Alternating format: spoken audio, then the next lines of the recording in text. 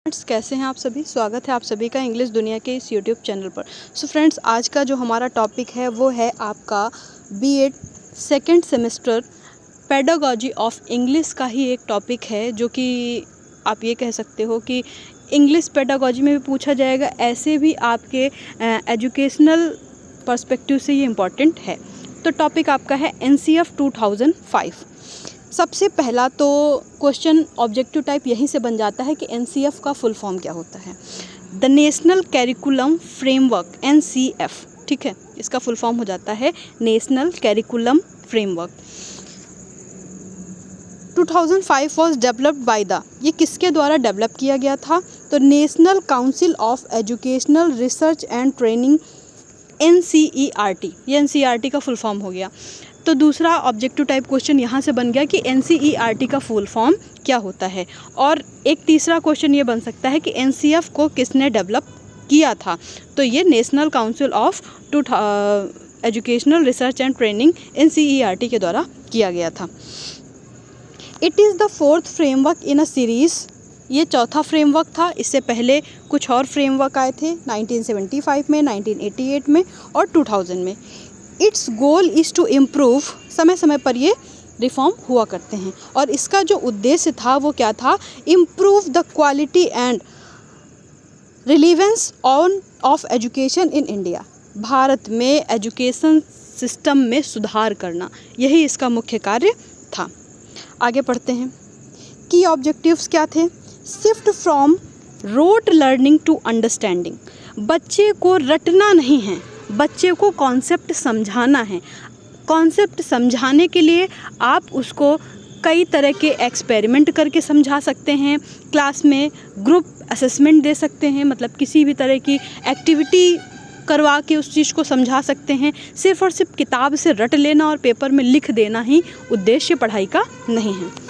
दूसरा था connect knowledge to life outside school. मान लीजिए कि इन्वायरमेंट से संबंधित कोई भी चैप्टर है, तो आप सिर्फ उसको इन्वायरमेंट में बस क्लासरूम में किताबों में पढ़ा रहे हैं, ये चीज़ नहीं होनी चाहिए। आप उसको कहीं गार्डन में ले जाएं, किसी पार्क में, या फिर कहीं कोई पॉन्ड है वहाँ ले जाएं और वहाँ पे इन्वायरमेंट की चीज़ों को कनेक्ट करके उनको दिखाएं, ताकि वो प्रैक्टिकली भी उस चीज़ को देखें और समझें। जैसे ट्रीज़ हैं तो उनके काइंड, उनके फ्लावर, वो सारी चीज़ें एक्सपेरिमेंट करके दिखाएं। Make learning more flexible and integrated, learning जो होनी चाहिए वो फ्लेक्सिबल होनी चाहिए, लचीली होनी चाहिए, मतलब कि बच्चों के हिसाब से मॉडिफाई हो सके। रिड्यूस स्ट्रेस ऑन स्टूडेंट, और अगला इसका उद्देश्य था कि बच्चों के ऊपर से स्ट्रेस कम पड़े, उनके ऊपर हमको बर्डन नहीं लादना है और उनको थोड़ा सा रिलैक्स करवाना है। Promote democratic and child centric classroom, child centric classroom होना चाहिए, ये बात याद रखना, ठीक है, जहाँ पे बच्चे के ऊपर फोकस किया जाए। तो ये कुछ पॉजिटिव पॉइंट्स हैं जो ऑब्जेक्टिव में भी पूछे जा सकते हैं। साथ में लास्ट में अभी हम आपको कुछ एमसीक्यूज भी इसके देंगे। 5 गाइडिंग प्रिंसिपल्स, इसके 5 गाइडिंग प्रिंसिपल हैं, वो क्या हैं? कंस्ट्रक्टिव अप्रोच टू लर्निंग, यानी कि लर्निंग बाय डूइंग, एक्सपेरिमेंट्स के द्वारा करके सीखना, बच्चों को प्रैक्टिकली वो चीज़ें करवाना और उसके बाद तब उनको उस चीज़ के बारे में सिखाना। Learning should shift from rote method, वही बात आ गई कि रट्टा पद्धति के से शिफ्ट कर करके प्रैक्टिकल बेस्ड, या फिर बच्चों को समझ में आना चाहिए, ना कि वो सिर्फ रट रहे हैं। Curriculum should be enriched to go beyond textbook, textbook के अलावा भी बाहरी दुनिया से चीज़ों को कनेक्ट करके समझाना। Assessment should be qualitative not only quantitative, मतलब सिर्फ बर्डन, किताबों का बोझा है, आपने 10 चैप्टर ही पढ़ाने हैं, ऐसा नहीं, क्वांटिटी नहीं ज़्यादा है, क्वांटिटी पे बेस नहीं होना है, बल्कि क्वालिटी पे बेस रहना है। मतलब कि जो आप 4 भी पढ़ा रहे हो तो उसकी क्वालिटी अच्छी होनी चाहिए, मतलब क्वांटिटी मैटर यहाँ नहीं करती है। Learner should be at the centre of the education system. की एरियाज ऑफ फोकस, किन किन एरिया में इसमें फोकस किया गया है? लैंग्वेज, जैसे कि मल्टीलिंगुअलिज्म, बहुभाषा, 3 लैंग्वेज फार्मूला, ठीक है, फॉरेन लैंग्वेज होनी चाहिए, 2 अपने यहाँ की एक मातृभाषा होनी चाहिए। इस तरह 3 लैंग्वेज फार्मूला जो है वो यहाँ पे आपको सिखाना है बच्चे को। मैथमेटिक की अगर बात करें तो focus on logics, reasoning and understanding, जिस पे उसका माइंड डेवलप हो रहा हो, ना कि वो सिर्फ सवाल को रटे रटाए मेथड से लगा रहा है, बल्कि रीजनिंग जैसे उससे उसकी थिंकिंग एबिलिटी बढ़ सके।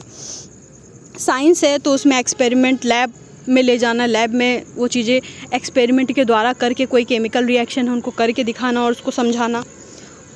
सोशल साइंस है तो प्रमोट क्रिटिकल थिंकिंग, आप उनको कोई ऐसा टास्क दे सकते हो जिससे कि कोई दो बच्चों को ग्रुप में बांट दिया और आपस में उनको कोई एक टॉपिक दे दिया जिस पे वो लोग आपस में उसके मेरिट्स एंड डिमेरिट्स के बारे में बात कर रहे हैं, तो इससे उनकी सोचने की जो क्षमता है वो डेवलप हो रही है, थिंकिंग क्वालिटी इंप्रूव हो रही है। वैल्यू बेस्ड लर्निंग उनको देनी है। ये इसके कुछ की पॉइंट्स हैं, की फीचर्स हैं। आर्ट एंड वर्क पे ध्यान देना, inclusive education, equal opportunities for children with disabilities and marginalised community.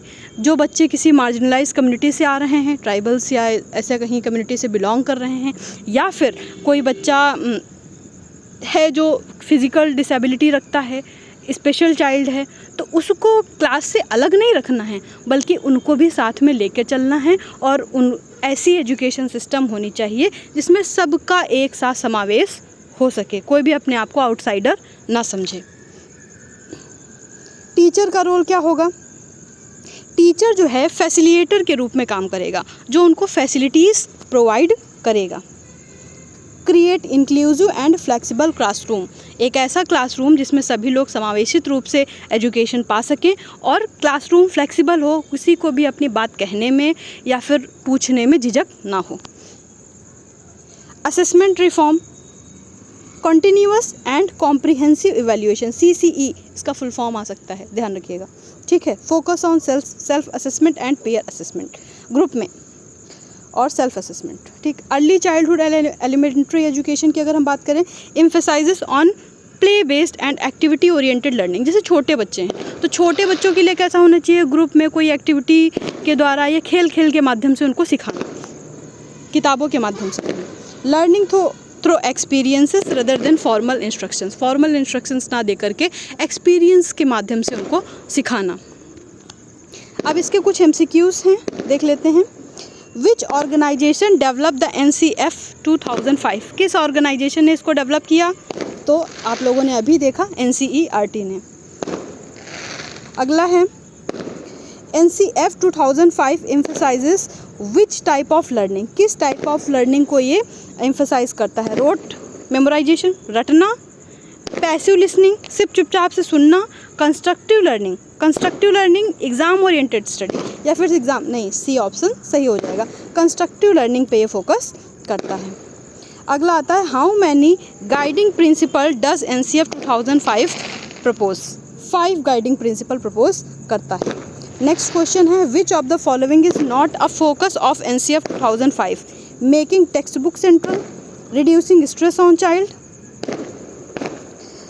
Connecting learning to life, promoting inclusive education.